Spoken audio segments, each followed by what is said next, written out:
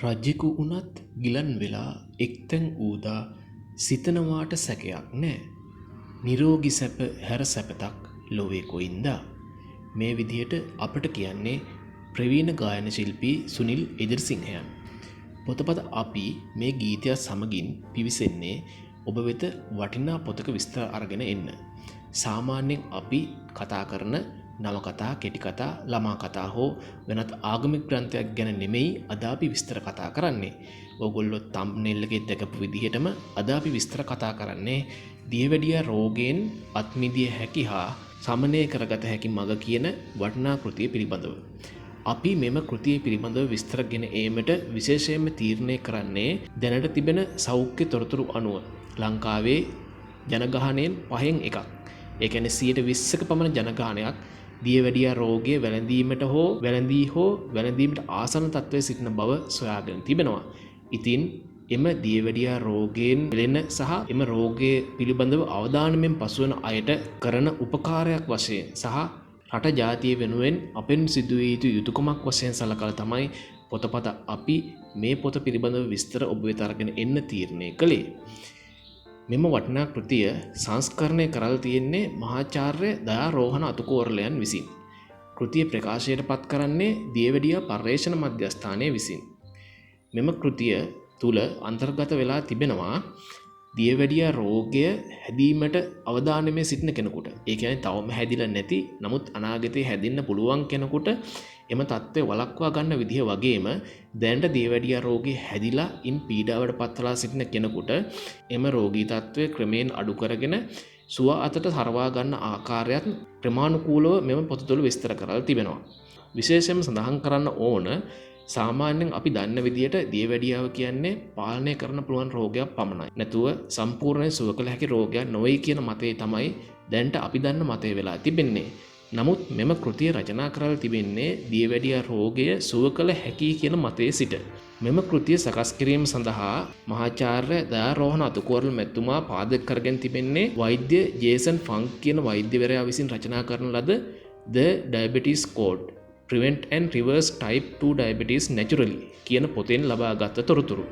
ඒ වගේම ලංකාවේ දියවැඩියා පර්යේෂණ මධ්‍යස්ථානය විසින් කරන ලද විවිධ පර්යේෂණවල ප්‍රතිඵලත් එකතු කරලා තමයි මහාචාර්ය දයාරෝහණ අතුකෝරළයන් විසින් මෙම ග්‍රන්ථය සම්පාදනය කරලා තියෙන්නේ. මෙම කෘතියේ එක්තැනකදී මහාචාර්ය දයාරෝහණ අතුකෝරළයන් ප්‍රකාශ කරලා තිබෙනවා තමා වෛද්‍යවරයෙකු නොවන බව. එතුමා මෙම කෘතිය සම්පාදනය කිරීම හරහා රටට දැයට තමන්ගෙන් සිදුවී යුතු යුතුයකමක් ඉටු කළ බව තමයි එතුමා මෙම කෘතියේදී සඳහන් කරලා තිබෙන්නේ. ඔබට මෙම කෘතිය පිළිබඳව හොඳ අවබෝධයක් ලබා දීම සඳහා කෘතියේ පටන පිළිබඳව මම ඔබට විස්තර කියන්නම්. පිටු 176ක් පුරා දිවෙන මෙම කෘතිය ලොකු පොතක් නෙමෙයි. හැබැයි මෙම පිටු 176 ඇතුලේ දියවැඩියා රෝගය පිළිබඳව ඔයාලා දැනගෙන ඉන්න ඕන වටිනා කරුණු විශාල ප්‍රමාණයක් අන්තර්ගත වෙලා තිබෙනවා. මහාචාර්ය දයාරෝහණ අතුකෝරළයන් කියන්නේ මෙම කෘතිය අත්පොතක් වශයෙන් තබාගෙන ඔබට භාවිතා කළ යුතු කෘතියක් බව. කෘතියේ පෙරවදන සහ කෘතිය හැඳින්වීම සඳහා පිටු 24ක් වෙන් කරගෙන තිබෙනවා.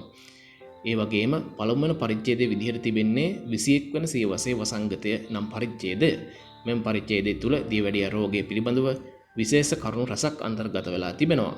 දෙවන පරිච්ඡේදය වෙන්නේ දියවැඩියා රෝගය හඳුනා ගැනීම කියන පරිච්ඡේදය. ඔබට දියවැඩියා වැළඳුනොත් එම රෝගය ඔබට වැළඳී ඇති බව හඳුනාගන්නේ කොහොමද කියලා තමයි මෙම පරිච්ඡේදයෙන් ඔබට විස්තර කරන්නේ. ඊළඟට තුන්වන පරිච්ඡේදයේ විදිහට තිබෙන්නේ සමස්ත සිරුරටම කරන බලපෑම නම් පරිච්ඡේදය. දියවැඩියා රෝගය වැළඳුනාට පස්සේ එම රෝගය හරහා තවත් විශාල රෝග ප්‍රමාණයක් ශරීරයට වැළඳීමේ අවදානම තිබෙනවා.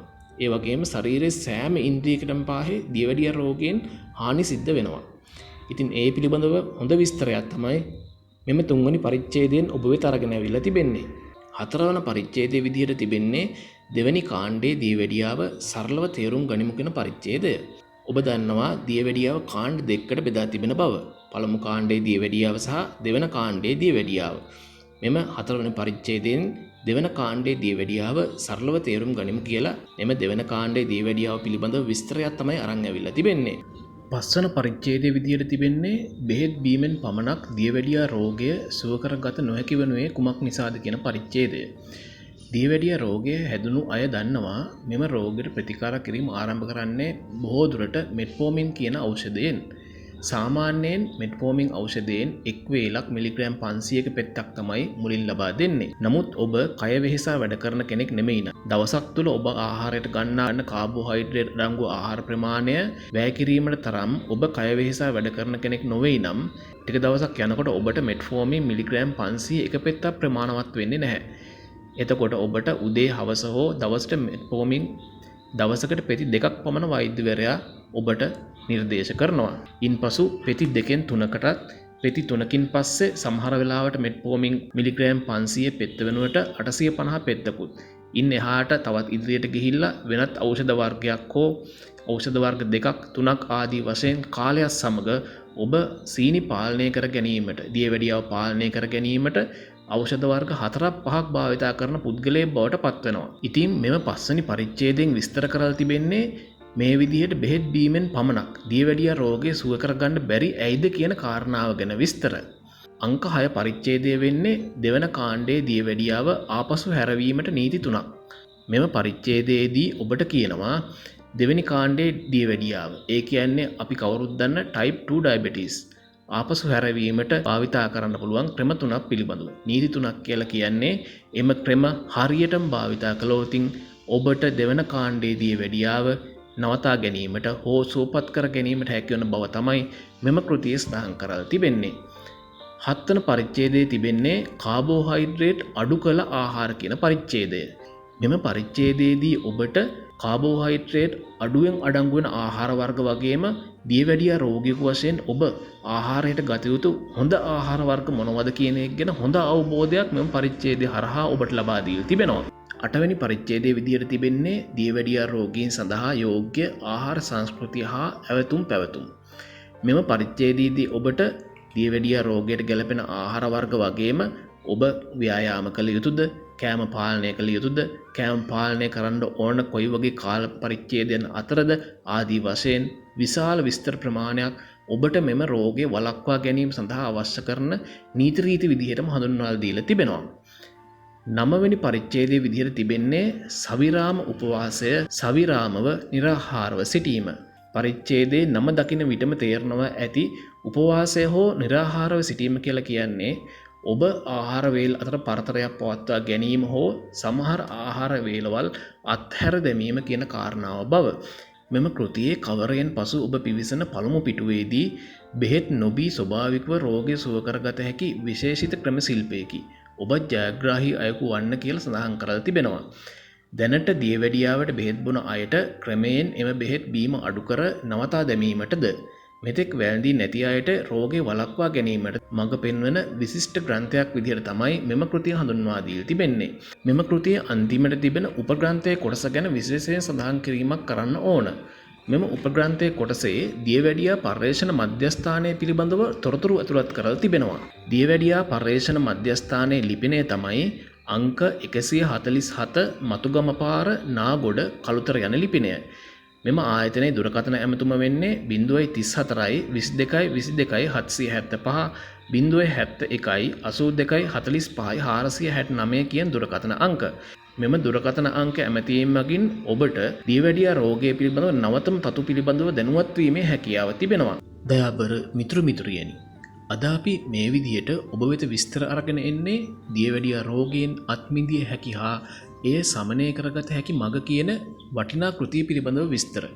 ඉතින් ඔබටත් හැකියාව තිබෙනවා නම් මෙම වීඩියෝ එක තවත් අය අතර ෂෙයා කරගන්න, මෙම කෘතිය පිළිබඳව තවත් බොහෝ අයව දැනුවත් කිරීමට ඔබට හැකි වේවි. ඉතින් ඒ තුලින් තවත් බොහෝ දෙනෙකු දියවැඩියා රෝගයෙන් වළක්වා ගැනීමට සහ සුවපත් කර ගැනීමට ඔබටත් දායක වීමේ අවස්ථාවක් තිබෙනවා. ඉතින් ඔබට මේ වීඩියෝ එක ෂෙයා කිරීමේ හැකියාව නැතිනම් ඔබ මේ පොත පිළිබඳව තවත් අයව දැනුවත් කරනවා නම් ඒක තමයි පොතපත අපි මේ වීඩියෝ එක ගෙන ඒමේ බලාපොරොත්තුව. ඉතින් මෙම වීඩියෝ එක හරහා තොරතුරු දැනුවත් වෙලා ඔබගෙන් එක් අයෙකු හෝ මෙම රෝගයෙන් සුවපත්භාවය ලබා ගන්නවා නම් පොතපත අපේ සතුට එයයි. පොතපත අපේ දයාබර පාඨක ඔබ වෙනුවෙන් ඉදිරියේදී තවත් මේ වගේ වටිනා පොත් ගැන විස්තර ගෙන ඒමට බලාපොරොත්තුව අපට තිබෙනවා. ඔබත් එම පොත් ගැන දැන ගැනීමට කැමති නම් අපේ channel එක subscribe කරලා තියාගන්න කියලා කාරුණිකව සිහිපත් කරනවා. එහෙමනම් තවත් වටිනා කෘතියක විස්තරයකින් අපි නැවත හමුවන්තුරු සමුගන්නම්. ජය වේවා ඔබට.